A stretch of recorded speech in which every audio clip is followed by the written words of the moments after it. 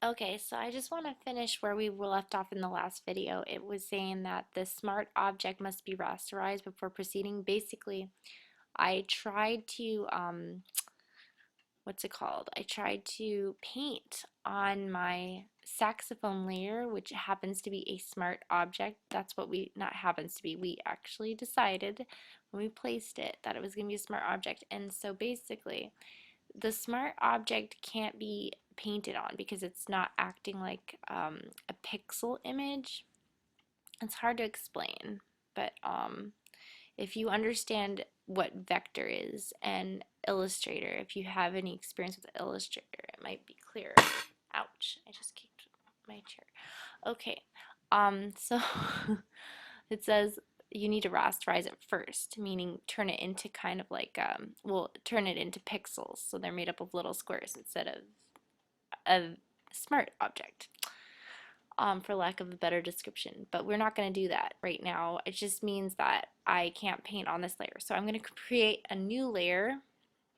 So just click OK.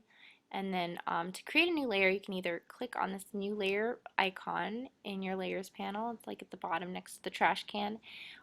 Or see if I click on that, a new layer pops up. Or if I Control Z it and go back in time, I can just hit Control or Command on a Mac, Control Shift N, and then a new layer window pops up. So I can name it, and I'm going to call it Brush.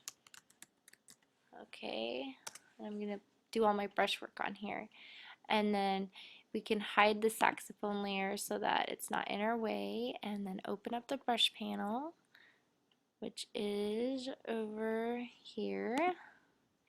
And then I was just showing you guys with a leaf. Oh yes, oh that reminds me. Keep doing everything retroactively. I want to pick a different color for the leaf.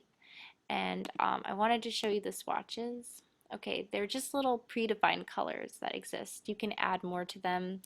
For example, if I click on my foreground swatch here, and I just pick another color that I like, select OK, and then now it's over here, and if I hit new, I think a new color, I can call this evergreen.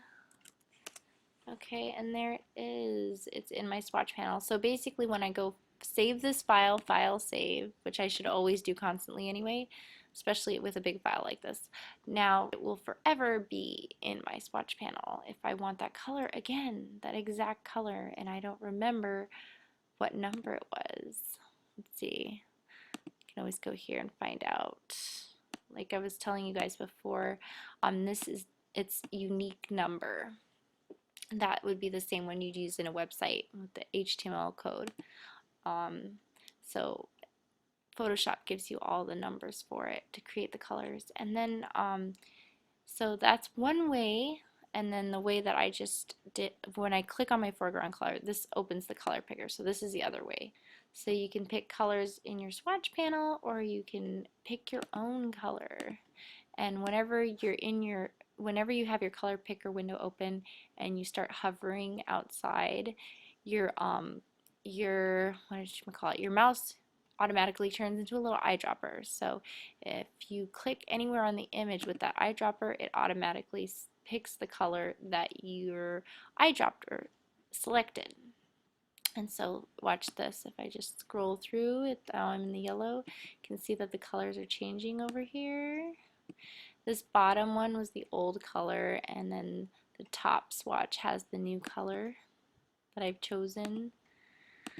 You can just go through and pick all kinds of colors this way. And so that's the eyedropper tool that automatically opens up when you're in Color Picker. But you can also select your eyedropper tool over here and do the same thing. So if I just grab my eyedropper tool, I think the shortcut is I. Go figure. I for eyedropper. And then same thing happens. It appears here.